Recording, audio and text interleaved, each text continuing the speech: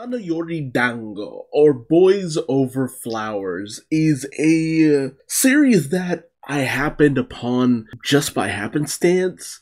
I'm not even sure what it was that drew me towards the series, but I guess it was the fact that I was looking for something that reminded me of Oran High School Host Club, a series about a spunky girl who seemed like she would be out of her depth with a whole bunch of popular rich guys at this rich school who basically run the school, and she ends up basically being in control of all of them just through her sheer tenacity, grit, and just her inability to be pushed around by these people who just technically should have a higher standing than her, by all accounts. It follows this girl named Makino, who enters into this prestigious school just because someone she admires went there. But it's not really all it was cracked up to be, especially because you have these group of bullies, the F4,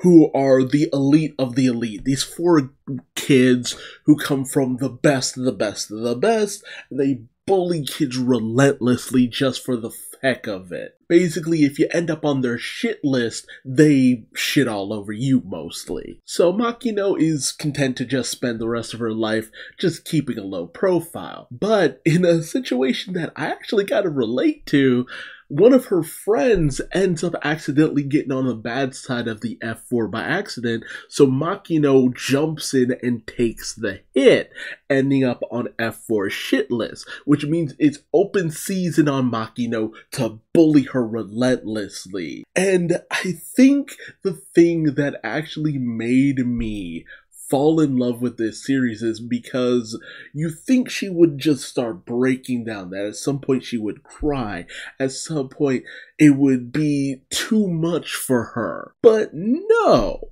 Makino just gets pissed off, goes up to the leader of the F4, and promptly decks him in the face. And I think it was because I found out about this. I think because this series has so many live action dramas. Live action dramas made in Japan, Taiwan, South Korea, China, and the newest one came out last year in Thailand. This series just loves to get live action adaptations, with only one anime adaptation actually. Don't watch the film is trash. I'm not kidding.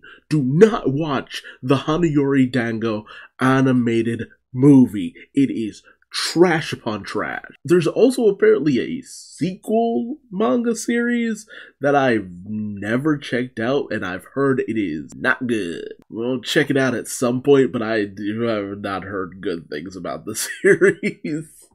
Maybe it's good. You never know. It ended a couple of years ago, so I'll try anything once, but I'm not in a hurry to give it a shot. But, the fun of the series was the fact that, after basically decking their leader, Domyoji, he ends up kind of falling in love with Makino, and hijinks ensue, basically. And it was a fun series to go through. I read through the whole dang manga. Like, almost 20 years worth of content. This series was addictive from start to finish. The twists and turns, and how each of the F4 had their own personalities and social lives going on. Yeah, they were rich, but they had their own hang-ups here and there that were just fascinating, especially seeing Makino get embroiled with their lives and doing what she can for them. Like, in beating up the leader of this group, she essentially became the leader of the group because they just kind of became her allies over time. It's just like, through not taking these guys as shit, she was able to kind of just lead them down a better path, moving forward in society.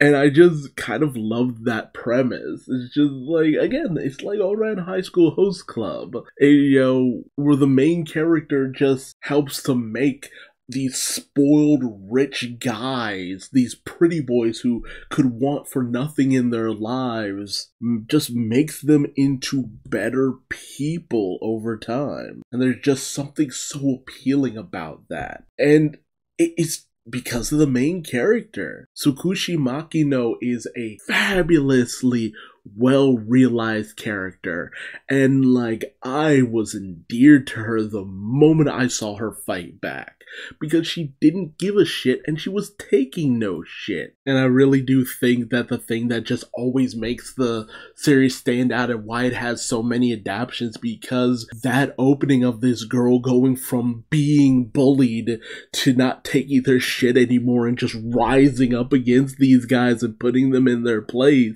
is just so appealing. It's just something different that was able to have such a dramatic start that really stood out. I think for me it will always be the 2005 live action Japanese adaptation.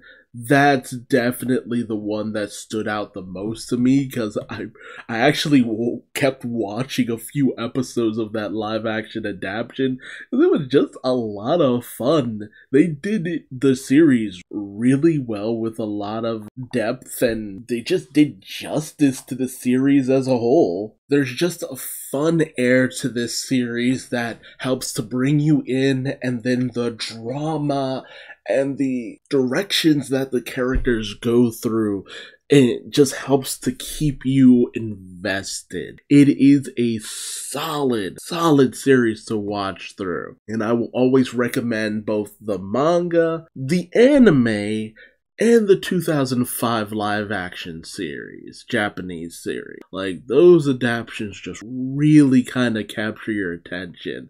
And the fact that in 3 different adaptations I was invested should tell you just how well this thing kicks off. So pick your poison, jump right on in, or if you have already seen any of these series, let me know your thoughts in the comment section below. Do you hate the anime film as much as I did? The anime film was just so bad. It was so bad. It was a bad movie. It should not have been made. They did some things with the premise that just did not gel with me. Lost the entire spirit of the whole series. Just no. But tell me your thoughts in the comment section below. If you like this video, leave me a like, comment, bell, all that good YouTube stuff. Or don't. I ain't your daddy, but I still love you like one. And until next time, I've been Duuz-Diz-Din, and I'll see you in the next video. Till then, bye-bye.